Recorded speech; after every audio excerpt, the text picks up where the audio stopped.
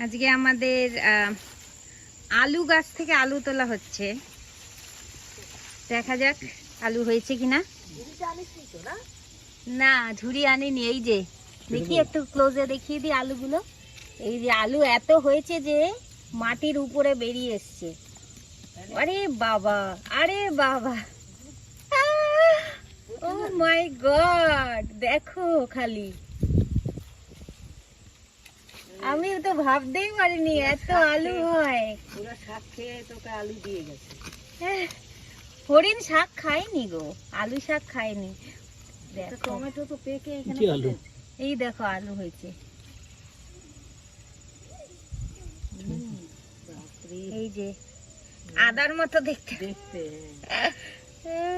হয়, হয়তো এরকমই ওরা পরিষ্কার টরিষ্কার করে ঠিক করে।